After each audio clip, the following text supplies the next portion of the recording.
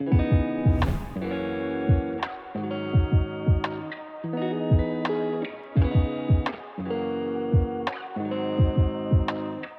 tout le monde et bienvenue à la Chapelle en ligne. Je m'appelle Loïc et je suis le pasteur de la Chapelle en ligne. J'espère que tu vas bien et que tu es bien installé pour suivre cette réunion.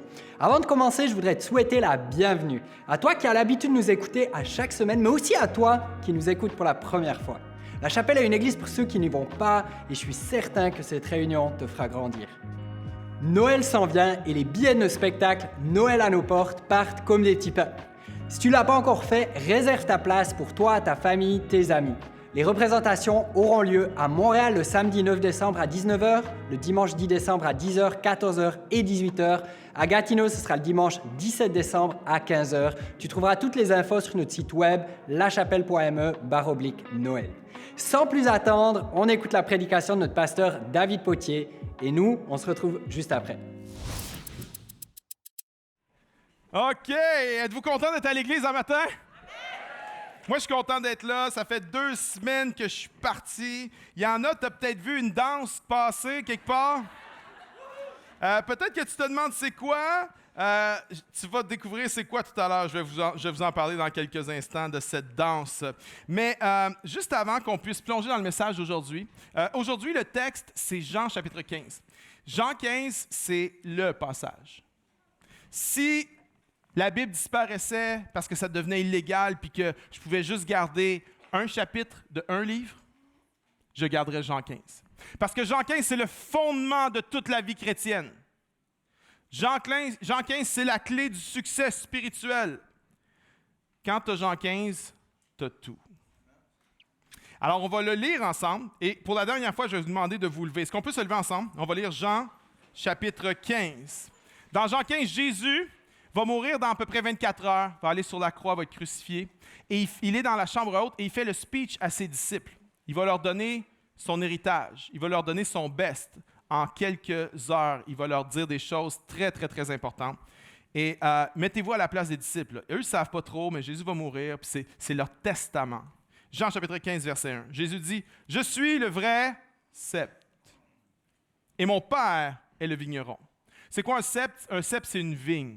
Jésus dit, « Je suis la vraie vigne et mon Père est le vigneron. » Tout sarment, un sarment c'est une branche, tout sarment qui est en moi et qui ne porte pas de fruits, il le retranche. Oh, Dieu retranche les sarments qui ne portent pas de fruits. Et tout sarment qui porte du fruit, il l'émonde afin qu'il porte encore plus de fruits. Là, je me mets à la place des disciples. Jésus dit, tout sarment qui ne porte pas de fruits, il le retranche. Tout sarment qui porte du fruit, il l'émonde. La question qui se pose, c'est, moi, je suis quoi? Je suis qui? La tension monte, right? Verset 3. Déjà, vous êtes purs. Le mot pur, dans le grec, il est tout proche du mot émondé. Jésus fait un jeu de mots ici, OK? Fait que la tension monte. Hey, il y en a qui sont retranchés, il y en a qui sont émondés. La question, c'est, puis moi, je suis quoi?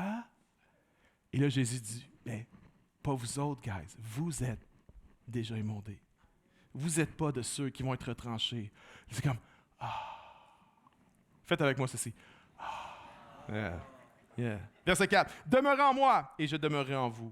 Comme le sarment ne peut de lui-même porter du fruit s'il ne demeure attaché au sceptre, ainsi vous ne le pouvez non plus. Je suis le sceptre, vous êtes les sarments. Celui qui demeure en moi et en qui je demeure porte beaucoup de fruits, car sans moi, vous ne pouvez rien faire. Si quelqu'un ne demeure pas en moi, il est jeté dehors comme le sarment et il sèche. Puis on ramasse les sarments, on les jette au feu et ils brûlent. Si vous demeurez en moi et que mes paroles demeurent en vous, demandez ce que vous voudrez. Wow. Et cela vous serez accordé. Verset 8. Si vous portez beaucoup de fruits, c'est ainsi que mon Père sera glorifié et que vous serez mes disciples. Comme le Père m'a aimé, je vous ai aimé aussi. Demeurez dans mon amour. Si vous gardez mes commandements, vous demeurerez dans mon amour, de même que j'ai gardé les commandements de mon Père et que je demeure dans son amour. Verset 11. Je vous ai dit ces choses afin que ma joie soit en vous et que votre joie soit parfaite. Le titre d'aujourd'hui, comment porter du fruit. Avant de t'asseoir, dis à au moins 2 personnes, t'es appelé à porter du fruit. Dis ça à quelqu'un. Vas-y, à ta gauche, à ta droite, t'es appelé à porter du fruit.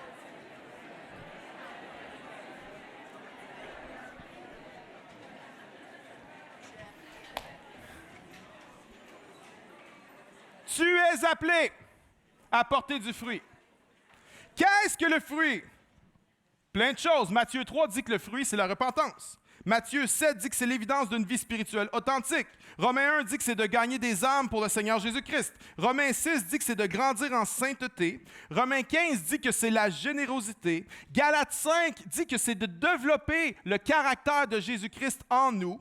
Colossiens 1 dit que le fruit aussi, c'est pour décrire la croissance spirituelle et la croissance numérique de l'Église. Toutes sortes de facettes du fruit. Et ici, dans Jean 15, Jésus vient donner la métaphore de toutes les métaphores sur porter du fruit à la gloire de Dieu. Aujourd'hui, j'ai 3 points pour vous autres, OK? 3 points.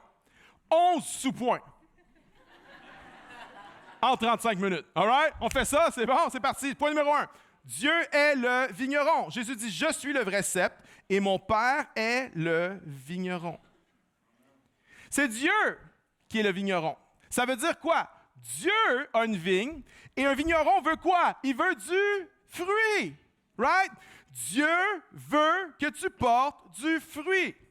En fait, la preuve qu'on est des disciples de Jésus-Christ, c'est qu'on porte du fruit. Et si vous regardez attentivement le texte, il y a une progression. Au verset 2, il parle de pas de fruit. Au verset 2, il parle de du fruit. Au verset 2, encore plus de fruits. Au verset 5, beaucoup de fruits. Dieu veut que tu portes du fruit.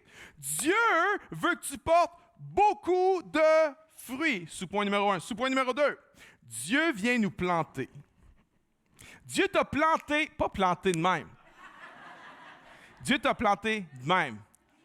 Dieu t'a planté quelque part et c'est pas par accident.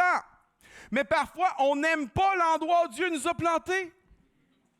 Surtout quand tu vis à Montréal puis que l'hiver arrive en novembre, right? Il y a quelque chose en toi qui dit « Dieu, mais qu'est-ce que tu fais là?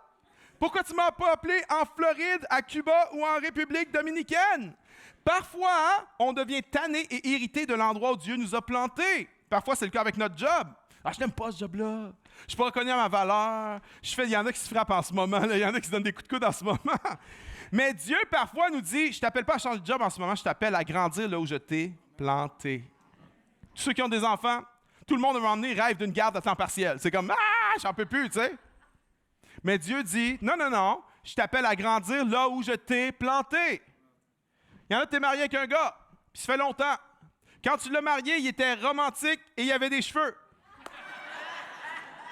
Et aujourd'hui, les cheveux sont plus là, mais ils poussent à des endroits où ils ne devraient pas être là. Mais Dieu dit, grandis à l'endroit où je t'ai planté. Il ne va pas changer ton mari. Grandis où je t'ai planté. Il y en a que t'es marié avec une femme depuis longtemps? Yeah?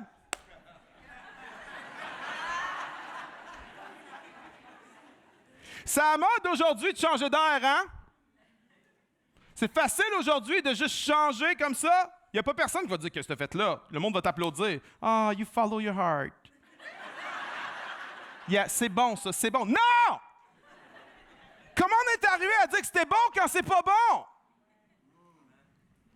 Les Proverbes disent, n'abandonne pas la femme de ta jeunesse. T'es marié avec la même femme depuis longtemps? Dieu dit, je t'appelle à grandir là où je t'ai planté. Toutes les femmes disent, Amen.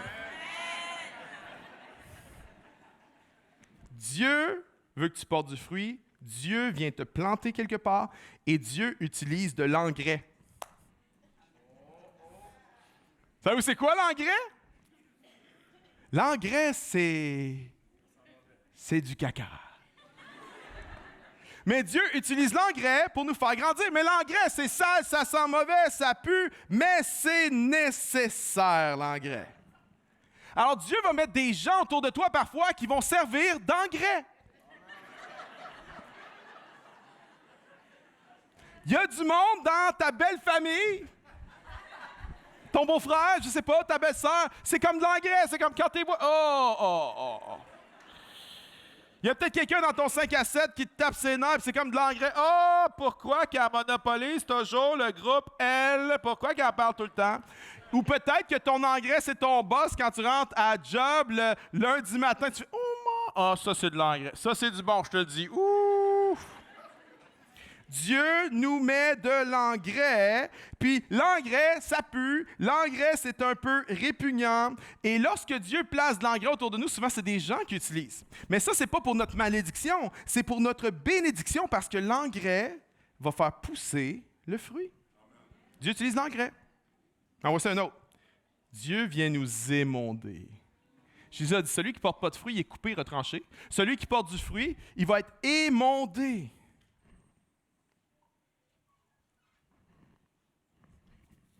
Moi, j'ai grandi en banlieue. Quelqu'un? Non? Vous êtes tous Montréalais, OK? Ou vous êtes tous campagnards, je ne sais pas. Moi, j'ai grandi en banlieue. Puis quand tu as grandi en banlieue, tu ne connais rien à l'agriculture, OK? La seule affaire qui pousse chez vous, c'est du gazon. C'est tout. Il n'y a rien d'autre qui pousse. Puis quand tu as grandi en banlieue, tu ne connais pas la ferme, l'agriculture, ces choses-là. C'est comme si tu penses que les fruits, ça pousse dans l'entrepôt chez Costco, quelque part. Okay? C'est ça ta vision de l'agriculture. Mais même si je ne connais pas grand-chose dans l'agriculture, je peux vous dire ceci.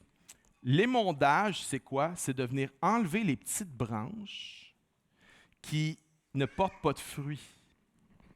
C'est les petites branches qui consomment de la sève, qui consomment des nutriments, mais que c'est gaspillé parce que ça ne porte pas de fruits. Ça, c'est émondé. Mais émondé, c'est aussi des branches qui portent un peu de fruits, mais pas suffisamment. Et elles consomment de la sève. Alors, on vient les couper pour concentrer la sève aux bons endroits. Ça, c'est ce que Dieu vient faire dans nos vies parfois. Il vient enlever des choses qu'on pense peut-être nécessaires, mais qui ne sont pas nécessaires. Il y a des choses sur lesquelles on compte. Il y a des choses qu'on s'attache à ces choses-là comme si c'était la vigne elle-même. Mais Dieu vient dans sa grâce et Dieu vient couper, vient enlever des choses qui ne sont pas nécessaires, des relations que tu pensais que tu ne peux pas vivre sans ça, puis Dieu vient l'enlever. Des amitiés que tu pensais que... Mais une position, une situation financière, il y a plein de choses que Dieu vient, puis il coupe, il émonde. Et parfois, on a des saisons d'émondage intensif. Quelqu'un a déjà traversé ça? Ouf, ça fait mal. Saison d'émondage intensif, là, c'est que tu as l'impression que tu es émondé, puis tu n'as pas de break. Puis tu souffres. Et c'est difficile.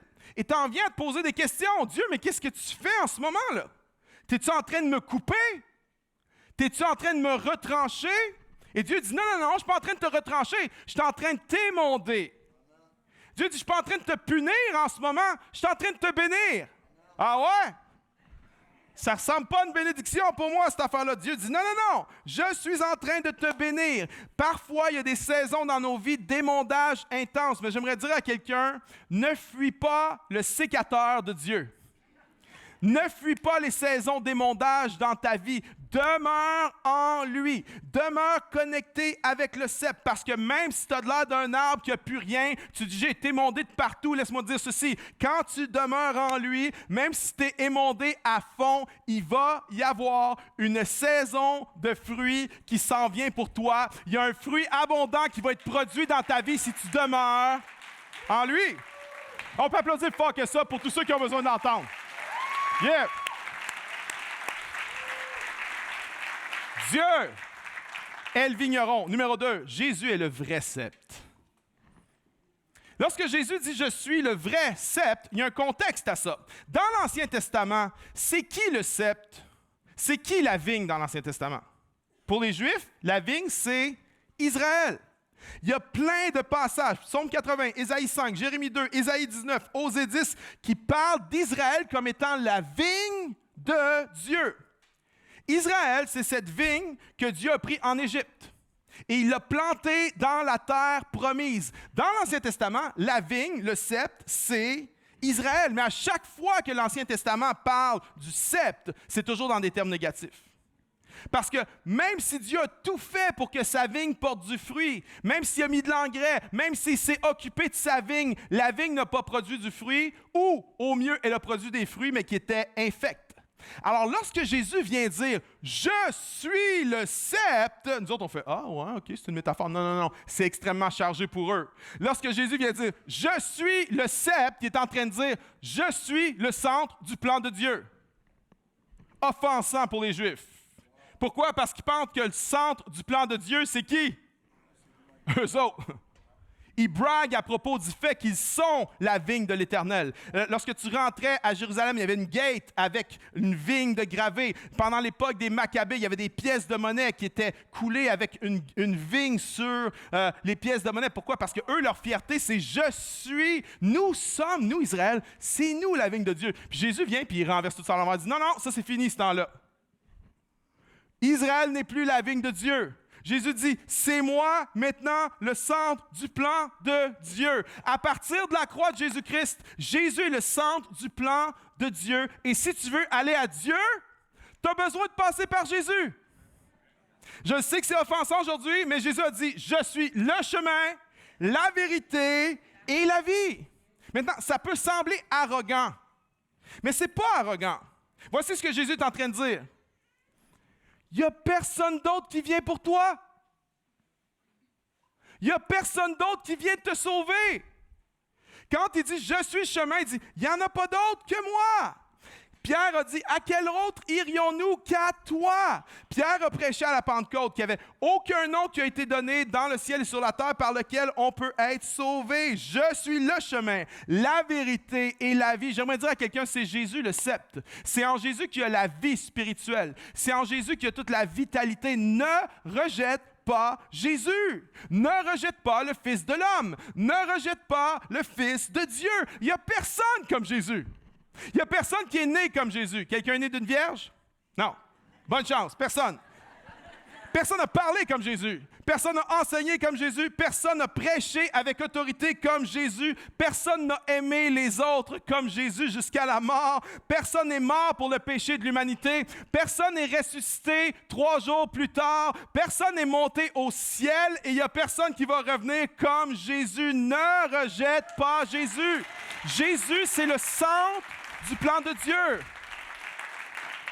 C'est pour ça qu'on est chrétien, pas spirituel. Bien sûr, on est spirituel, mais on est d'abord avant tout chrétien. Jésus est le centre du plan de Dieu. Dieu est le vigneron, Jésus est le vrai sceptre, et 3, nous sommes les sarments. En d'autres mots, t'es rien qu'une branche. Ouais, regarde quelqu'un et dis « vieille branche ». Dis ça à quelqu'un, « vieille branche ». Vieille branche.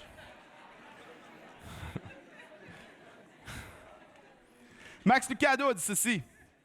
Il a écrit une béatitude fantastique. Il a dit « Béni soit l'homme qui sait qu'il n'y a qu'un seul Dieu et qui arrête d'appliquer sur le poste. »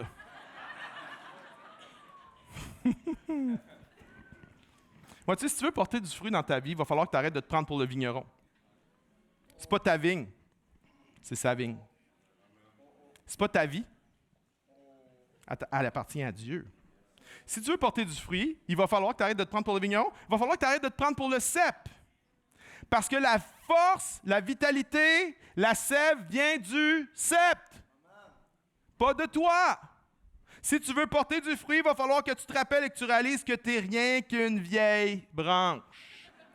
Jésus a dit, sans moi, vous ne pouvez faire de grandes choses. C'est ça qu'il a dit? Ah non, sans moi, vous ne pouvez pas faire des choses extraordinaires. C'est ça qu'il a dit? Ah, sans moi, vous ne pouvez pas faire des choses durables. C'est ça qu'il a dit?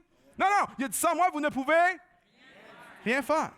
Alors, lorsque tu as l'impression que tu portes du fruit, lorsque tu as l'impression que Dieu te bénit, que Dieu t'utilise, attention, souviens-toi, tu es incapable de porter du fruit. Tu n'es rien qu'une branche. Le vieux prédicateur racontait l'histoire d'une souris qui se promenait sur le dos d'un éléphant. Et lorsque l'éléphant est arrivé, il traversait un grand pont. L'éléphant était tellement lourd que le pont s'est mis à shaker. Le pont s'est mis à branler. Puis arrivé de l'autre côté, la souris était proche de l'oreille de l'éléphant, puis elle l'a regardé, puis elle a dit « J'ai fait branler le pont. » Ça, c'est exactement nous lorsque Dieu nous utilise. Lorsque Dieu produit du fruit dans nos vies, on vient à penser que c'est à cause de nous. Attention, attention, si tu vois du fruit dans ta vie, souviens-toi, tu n'es rien qu'une branche. Mais attention, si tu as l'impression qu'il n'y a pas de fruit dans ta vie, que tu cherches le fruit, que tu cherches à changer, que tu cherches à cesser certaines habitudes, qu'il y a des choses que tu n'es pas capable de faire arriver, attention, souviens-toi dans ces moments-là, tu n'es rien qu'une branche. Tu ne peux pas être un bon papa ou une bonne maman selon l'appel que Dieu a placé sur ta vie par tes propres forces. Tu ne peux pas être un bon mari ou une bonne épouse fidèle par tes propres forces aujourd'hui. Tu ne peux pas être un témoin de Jésus-Christ à ton travail. Tu ne peux pas être un célibataire qui marche dans la pureté par tes propres forces.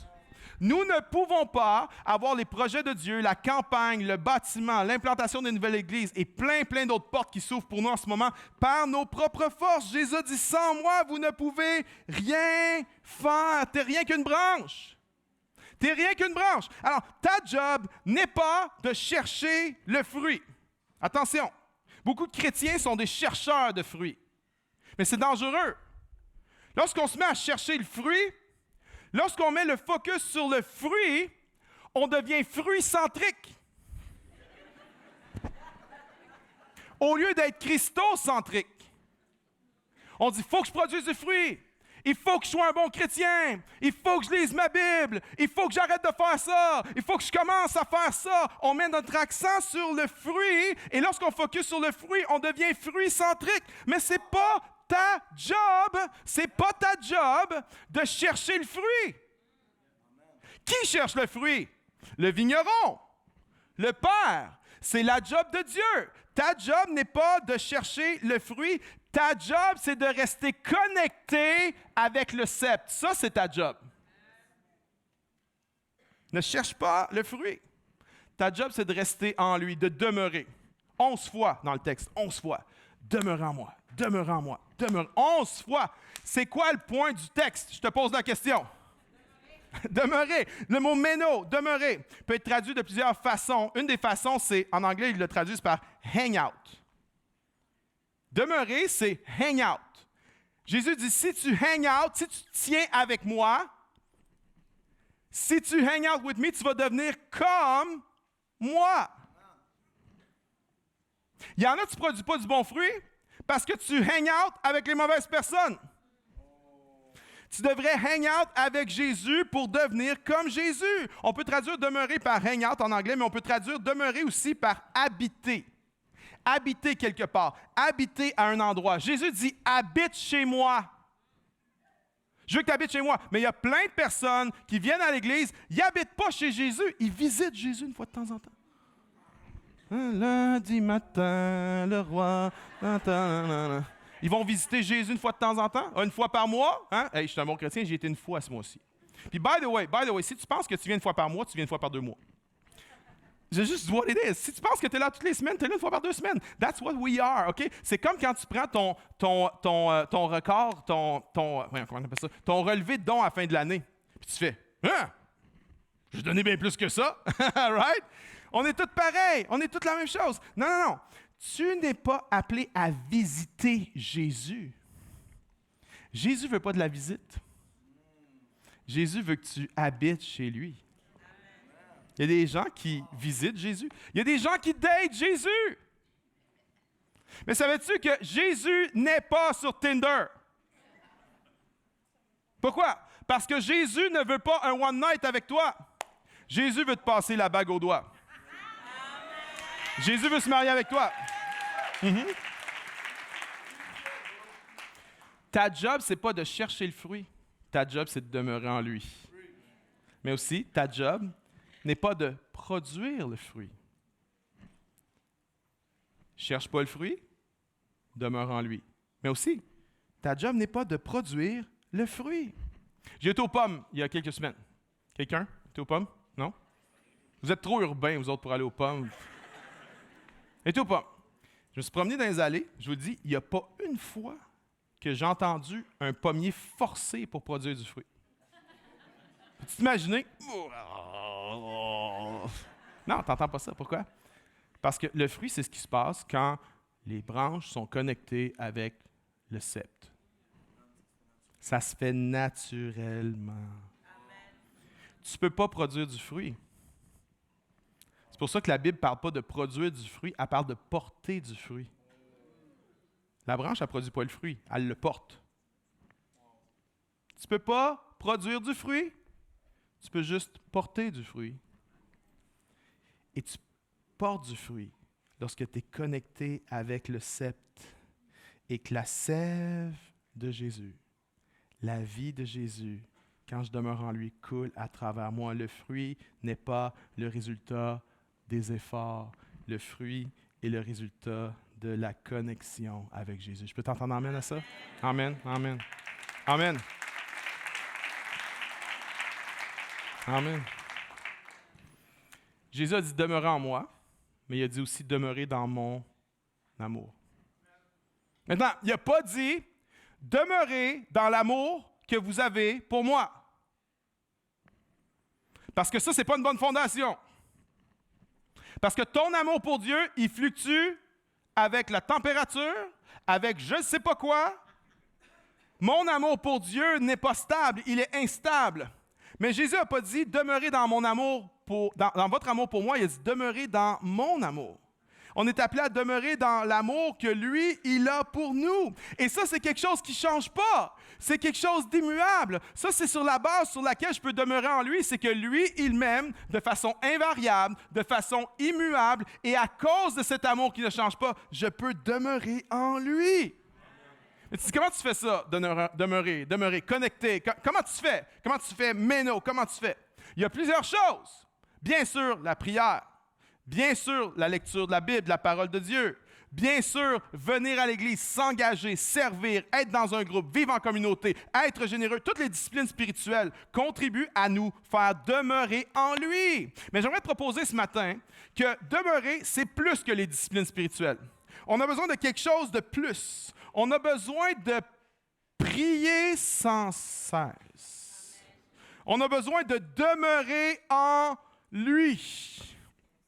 Parce que même si on a notre temps avec le Seigneur, même si on est fidèle dans la lecture de la parole de Dieu, il y a quelque chose de plus qu'on a besoin. On a besoin constamment d'être greffé à lui, que sa sève coule à travers nous. Alors voici une définition de demeurer à laquelle je suis venu, basée sur le fait que Jésus a dit « Demeurez en moi, que ma parole demeure en vous, et demeurez dans mon amour ». Voici ma définition. Demeurer, c'est vivre en étant conscient de Dieu, dans une posture de soumission, sur le fondement de son amour. Demeurer, c'est d'être conscient de Dieu. Dieu est là. Dieu est là maintenant. Dieu est autour de nous. Dieu est en moi par le Saint-Esprit. Conscient de Dieu, dans une posture de soumission. Sa parole demeure en moi. Je ne suis pas en rébellion. Je ne suis pas en train de dire que ma volonté soit faite. Je suis en train de dire que ta volonté soit faite. Conscient de Dieu dans une posture de soumission basée sur son amour pour nous. Puis ça, tu peux faire ça tout le temps. Ça, tu dois apprendre ça à faire ça n'importe quand parce que c'est pas suffisant. C'est pas suffisant de venir à l'église le dimanche. C'est pas suffisant d'avoir un temps de prière le matin. C'est pas suffisant. J'ai besoin de demeurer en lui à chaque moment. Mais la bonne nouvelle, c'est que la base pour que je demeure en lui, c'est son amour pour moi. C'est pas mon amour pour lui. Je pourrais pas demeurer en lui si c'était basé sur mon amour pour lui. Mais parce que c'est basé sur son amour pour moi, je peux demeurer en lui. On doit apprendre à développer cette conscience de Dieu dans un esprit de soumission basé sur son amour. Mais c'est dur parfois, right? C'est dur parfois d'être conscient de Dieu. On a tellement de choses à faire. On a tellement l'esprit occupé par un paquet d'affaires. C'est dur. C'est difficile d'être conscient de Dieu. Mais si une personne riche venait vers toi puis te disait, OK, j'ai un défi pour toi. Ça va durer 30 jours. Puis si tu réussis le défi, au bout de 30 jours, je te donne $1 million. Combien seraient intéressés au moins à savoir c'est quoi le défi? OK? Oui, quand même. Il y en a, vous n'avez pas besoin d'argent, vous autres. OK. Si vous n'avez pas besoin d'argent, donnez donc dans le programme Rêvons grand, bâtissons maintenant, s'il vous plaît. Fait que lève ta main. OK, tu dirais oui. Tout le monde dirait oui. Ouais, OK. Bon. Là, imagine que la personne dit, voici le défi que je te lance. Je te donne un anneau. Cet anneau vaut 10 millions de dollars. Et voici le défi. Tu la prends avec toi. Tu la gardes avec toi, sur toi, dans tes poches, pendant 30 jours. Si tu la perds, tu dois me rembourser le 10 millions de dollars. Mais, si tu ne la perds pas, je vais te donner $1 million de dollars. Combien oserait relever le défi? Hey, vous n'êtes pas gambler pendant tout? C'est pas vrai. Tout le monde le ferait. Là, tu es comme, je sais pas, mais non, tu embarquerais. OK, tu prendrais l'anneau, tu la mettrais dans ta poche, tu ferais peut-être installer un cadenas spécial supersonique. Mais tu relèverais le défi, right? Alors imagine que tu as ça là, pendant 30 jours, il ne faut pas que tu le perdes. C'est dans tes poches. Combien d'entre vous, vous seriez conscients que l'anneau est dans ta poche? Tu n'aurais pas de misère à être conscient, right? Tu serais tout le temps en train de...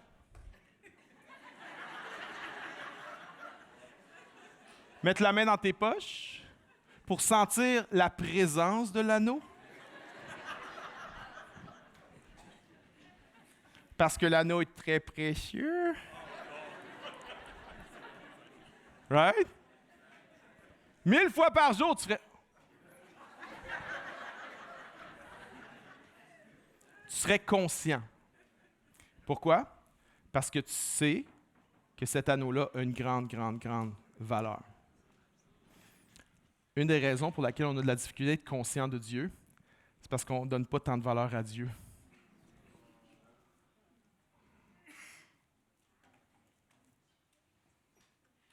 Tantôt, on a eu 4 familles qui tenaient dans leurs bras un petit trésor. Une créature merveilleuse, ficelée par un créateur extraordinaire. Puis quand tu as un bébé pour la première fois, c'est comme « That's the thing, man ». C'est comme « Wow ». C'est la chose la plus précieuse dans l'univers. Ben non.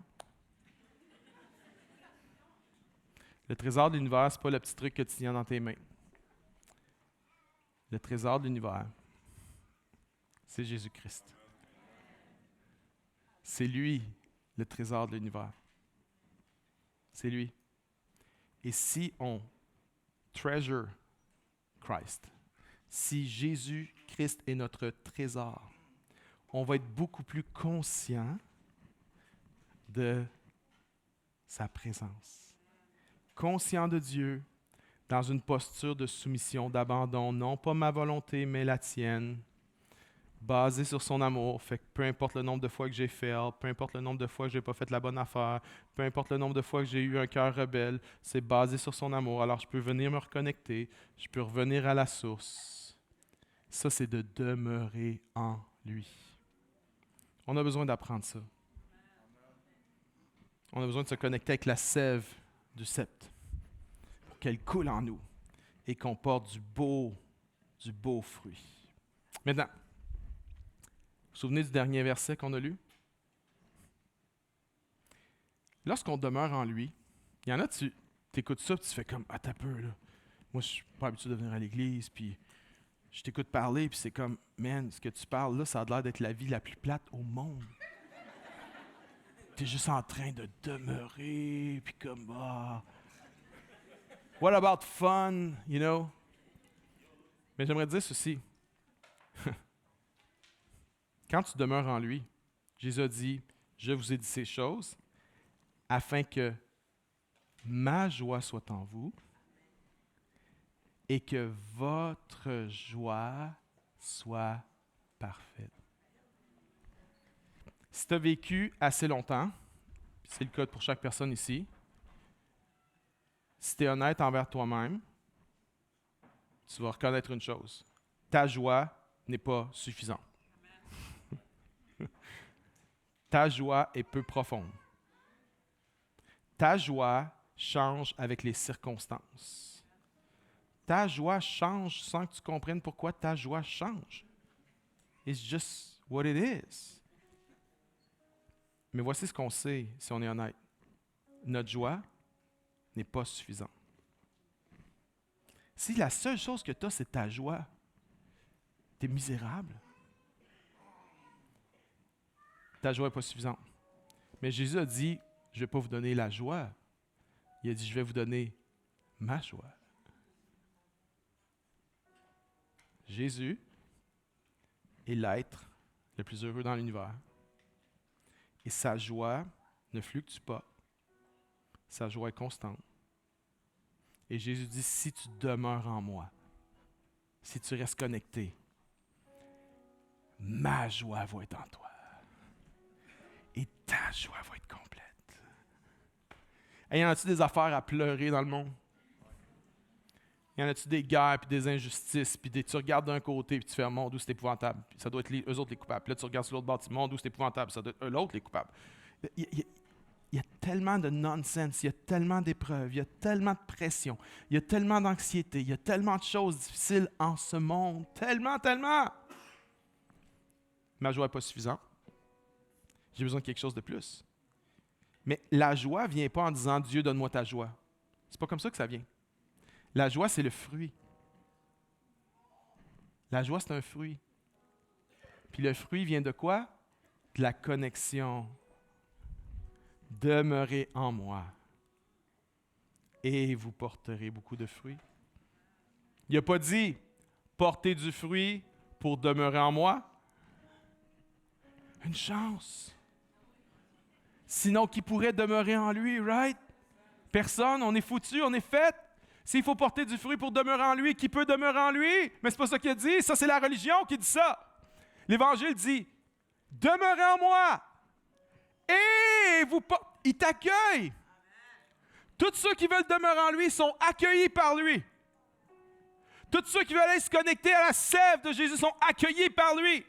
Conscience de Dieu, dans une attitude de soumission basée sur l'amour de Dieu. Tu es le bienvenu, viens te connecter à la vigne, viens te connecter au sceptre. Quel est l'endroit où tu cherches ta sève? Est-ce que tu vas te connecter à quelque chose qui fait juste te dessécher?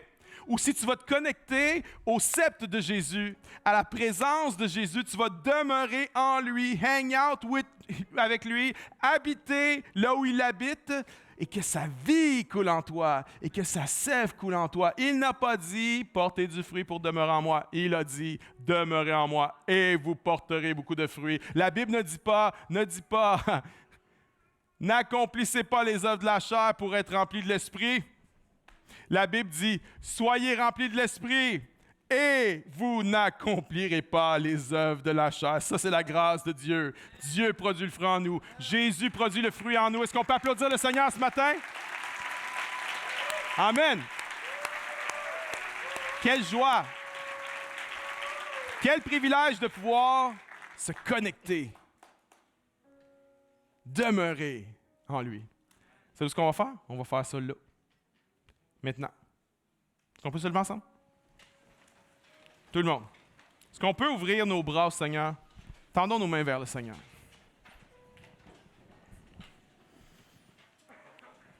Fermons nos yeux ensemble, je vais nous conduire dans une prière.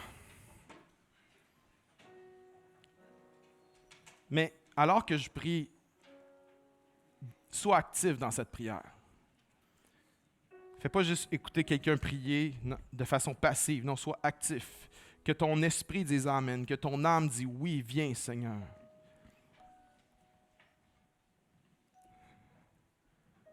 Seigneur Jésus, nous te donnons toute la place. Nous nous rappelons en ce moment que tu es le trésor de l'univers. Que même les choses qui ont le plus de valeur pour nous ne sont rien en comparaison de toi.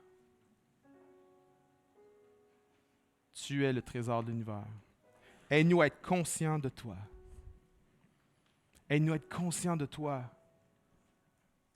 lorsqu'on se lève le matin, lorsqu'on se couche le soir, lorsqu'on déjeune, lorsqu'on soupe, lorsqu'on travaille, lorsqu'on s'amuse. Aide-nous à être conscients de toi dans une attitude d'abandon et de soumission, de dire « Viens Seigneur, que ton règne vienne. » Que ta sève coule en moi, que ta volonté soit faite. Sur la base de ton amour extraordinaire, infaillible, inchangeable, Seigneur, aide-nous à être conscients de toi. Aide-nous à habiter en toi. Aide-nous à demeurer en toi. Et pour certains d'entre nous qui n'avons pas encore mis en place les disciplines spirituelles, ça passe par là aussi. Alors je te prie d'aider mes frères et mes sœurs, de m'aider moi-même à grandir dans les disciplines spirituelles. Mais que ça ne s'arrête pas là, que c'est une posture de cœur, c'est un exercice du cœur. Aide-nous à exercer notre cœur, à demeurer en toi, le matin, le midi, le soir, à tout moment de la journée, même la nuit lorsqu'on dort, qu'on puisse demeurer en toi, afin que ta vie coule en nous. C'est dans le nom de Jésus qu'on a prié. Tout le monde dit? Amen, amen, amen, amen. Hey! On va chanter ensemble. Mais alors qu'on va chanter, qu'est-ce qu'on fait? On vient demeurer en lui. Amen. On vient se reposer en lui. Chante de tout ton cœur, avec toute ta force. Chantons et connectons-nous avec le Seigneur.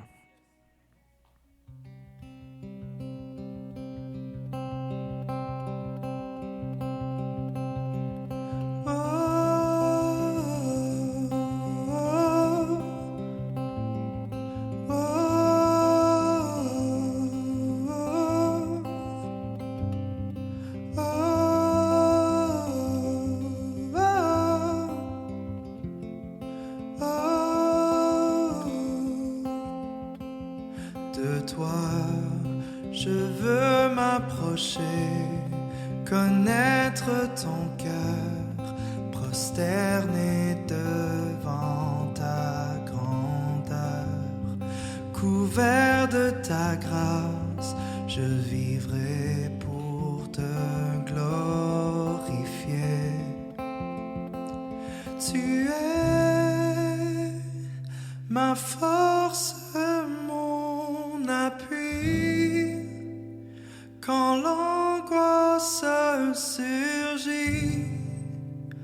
Je sais que tu es près de moi, tout près de moi, Jésus. En toi, mes craintes s'enfuient, ma foi s'illumine, enfin je perçois ta faveur. Couvert de ta grâce, je vivrai pour l'éternité. Tu es ma force, mon appui, quand l'angoisse surgit. Je sais que tu es près de moi, tout près de moi. Tu es la vérité, la vie, le chemin qui conduit mon cœur à s'approcher de toi, tout près de toi, Jésus. Je veux m'approcher de toi, je veux m'approcher de toi, tout près de toi.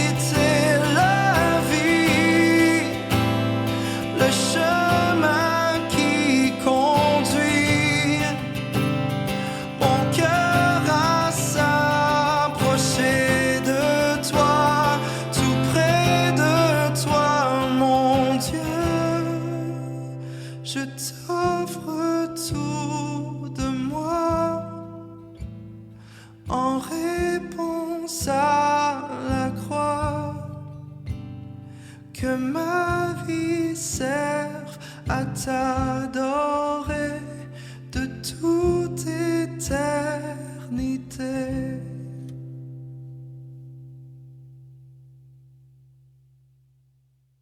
Comme l'a dit David dans son message, quel privilège de pouvoir demeurer en Jésus.